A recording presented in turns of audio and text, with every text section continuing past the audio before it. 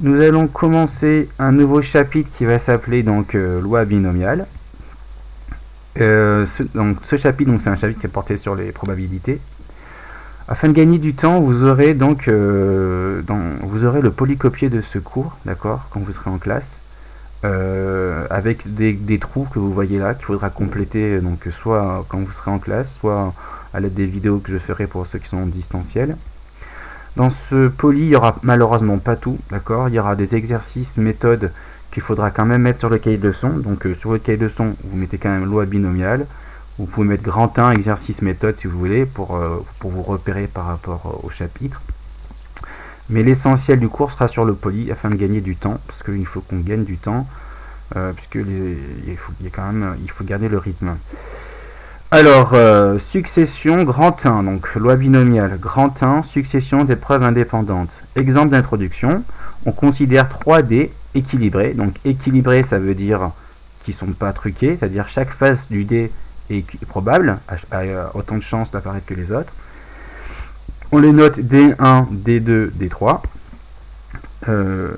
Mais ces dés sont tous différents, donc le D1 est un dé à 4 faces, numéroté de 1 à 4. Le D2 est un dé à 6 faces, numéroté de 1 à 6.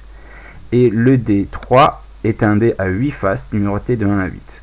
On lance successivement les D1, les 2D puis le D3 et on note les résultats. Au passage, vous connaissez souvent les dés à 6 faces, d'accord, mais il existe des dés qui ne sont pas forcément à 6 faces, il existe des dés à 4 faces, à 8 faces. Si vous voulez voir à quoi ça ressemble, vous regardez sur le web. Peut-être certains élèves connaissent parce qu'on l'utilise parfois dans certains jeux. Alors, donc on va essayer de découvrir le vocabulaire, d'accord, de la leçon, un vocabulaire important pour comprendre les questions qu'on vous posera ou les énoncés dans le cours. Alors, chaque lancer de dés, donc ici, s'appelle une épreuve, d'accord. On pourrait se dire une expérience aléatoire. C'est une épreuve. Ici, on a donc 3 épreuves, d'accord, parce que chaque lancer de dés est une épreuve différente en plus, donc c'est 3. Ici, on a 3 épreuves, d'accord. Donc chaque lancer de dés s'appelle une épreuve. L'ensemble des résultats possibles, avec un S, d'une épreuve s'appelle l'univers, d'accord, associé à cette épreuve. Donc si je regarde l'univers, je compte souvent l'univers d'ailleurs, on va le noter oméga. Si je regarde l'univers associé au lancer du D1, que j'appelais oméga 1, donc c'est l'ensemble des résultats possibles, c'est-à-dire que je peux obtenir 1, 2, 3 ou 4. Ok. Pareil pour l'ensemble des résultats possibles pour le D2, donc je note l'univers associé à cette épreuve oméga 2, c'est donc 1, 2, 3, 4, 5 jusqu'à 6, et vous avez compris pour oméga 3, l'univers associé au lancer du D3, l'ensemble des résultats possibles c'est de 1, 2, 3, 4, 5, 6, 7, 8.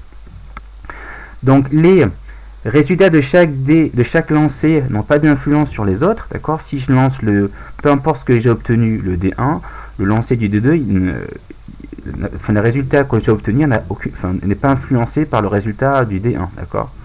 Donc, comme il n'y a pas d'influence entre les lancers D, on dit que les épreuves, elles sont indépendantes. Donc ça, c'est un mot important, l'indépendance donc des épreuves entre elles. Donc les épreuves sont indépendantes. Ensuite, un résultat possible de cette expérience aléatoire, donc si je reprends, quand j'appelle l'expérience aléatoire, c'est donc le lancer de ces 3D, s'appelle une issue, d'accord. Par exemple, donc ici, une issue peut être représentée par un triplet, et donc là, en abscisse, si vous voulez, vous avez donc le résultat du D1, puis après vous avez le résultat du D2, puis après vous avez le résultat du D3. Donc ça, c'est un exemple d'issue, d'accord, possible pour cette expérience aléatoire qui consiste à lancer 3D, d'accord. Donc maintenant, soit n, soit une succession de n épreuves indépendantes, d'accord, dont les univers associés sont notés justement oméga 1, oméga 2, etc. Comme on l'a vu précédemment, là, dans l'exemple d'introduction, vous aviez 3 épreuves indépendantes et on avait noté donc oméga 1, oméga 2, oméga 3, les univers associés à chaque épreuve. L'univers associé à cette succession de n épreuves, on va le noter comme ça, n fois oméga 1 fois oméga 2 fois oméga n, d'accord. Donc là-bas, l'univers associé donc aux 3 lancers de dés, c'était oméga 1, oméga 2, oméga 3, et je m'arrêtais là. C'était le cas où n est égal à 3. Il y avait 3 épreuves. D'accord. Maintenant, Donc, petite remarque, la notation oméga 1 fois oméga 2 jusqu'à fois oméga n, on appelle ça un produit cartésien. D'accord? Parce qu'on on utilise un produit, et un produit cartésien, ça rappelle les coordonnées cartésiennes. Donc, les coordonnées cartésiennes, c'est quand vous avez des coordonnées là dans un repère, comme on le fait habituellement. Alors, petit cas particulier, si les n épreuves indépendantes sont identiques, par exemple, si je lançais à chaque fois le même dé, ou un dé de même type, à 6 faces, ou à 8 faces, ou à 4 faces, peu importe, donc si les n épreuves indépendantes sont identiques, et que l'on note oméga l'univers associé à chacune d'elles, l'univers associé à cette succession d'épreuves, donc des n épreuves, on pourrait le noter tout simplement oméga fois oméga fois oméga. Donc à la place d'avoir 1, 2 et jusqu'à n, on a juste des oméga, on l'a n fois, et ceci on peut le noter oméga puissance n. D'accord? Donc, comme on a une notation produit, on peut noter donc oméga sous forme de puissance. Ensuite, propriété. Si on a une succession de n épreuves indépendantes, ça c'est seulement vrai si c'est indépendant. Donc la probabilité de l'issue, donc par exemple d'obtenir x1, x2, etc., x3, la probabilité c'est donc de l'issue, c'est la probabilité de chaque issue, d'accord, liée à chaque épreuve.